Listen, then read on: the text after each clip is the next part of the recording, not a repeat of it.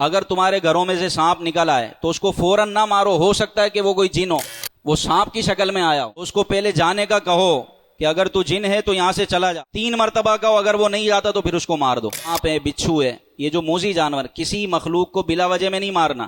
لیکن جو موذی جانور ہیں اگر آپ نے ان کو نہیں مارا تو ان کے ہونے سے آپ کو نقصان پہنچ سکتا ہے، تو پھر ایسے جانوروں کو، ایسی مخلوق کو مارنے کا حکم ہے۔ جیسے کہ سانپ اگر سامنے سے آ جائے تو اس کو مارنے کا حکم ہے، سانپ نکل آئے تو اس کو مارو، ایسا نہ ہو کہ وہ آپ کو نقصان پہنچا دے۔ یہاں تک کہ نمازی نماز پڑھ رہا ہو، یہ جزیہ موجود ہے، نمازی نماز پڑھ رہا ہے، سامنے سے سانپ آ گیا، اب اندیشہ ہے کہ یہ مجھے ڈس لے گا یا کاٹ لے گا، تو نمازی کو بھی حکم ہے کہ وہ نماز میں رہتے ہوئے 3 ضربوں سے پہلے اس کو مار دے، یعنی 2 ضربوں میں مار دیا تو اس کی نماز نہیں ٹوٹے گی، تیسری ضرب میں مارا تو نماز ٹوٹ جائے گی۔ البتہ سانپ کو مارنے کا حکم ہے، یہ نہیں کہ وہ خضوع کے ساتھ نماز پڑھتا رہے اور پھر تھوڑی دیر کے بعد نماز جنازہ ہو اس کی ایسا بھی نہیں ہونا چاہیے، کیونکہ موذی جانور ہے، آپ اس کو نہیں مارو گے تو وہ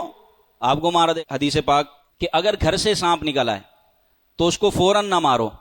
یہ بھی حدیث میں،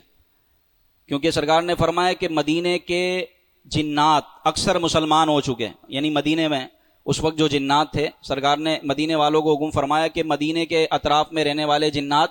مسلمان ہو چکے ہیں، اگر تمہارے گھروں میں سے سانپ نکل آئے تو اس کو فوراً نہ مارو، ہو سکتا ہے کہ وہ کوئی جن ہو، وہ سانپ کی شکل میں آیا ہو، تو اس کو پہلے جانے کا کہو کہ اگر تو جن ہے تو یہاں سے چلا جا، 3 مرتبہ کہو، اگر وہ نہیں جاتا تو پھر اس کو مار دو۔ گھر سے سانپ نکلے تو اس کو فوراً نہ مارو، بلکہ اس کو واسطہ دو کہ تو چلا جا، 3 مرتبہ کہو، اگر وہ جن ہوگا جو سانپ کی شکل میں ہوگا تو چلا جائے گا، اور اگر وہ واقعی سانپ ہوگا تو پھر آپ اس کو مار سکتے ہیں، مارنے کی اجازت ہے۔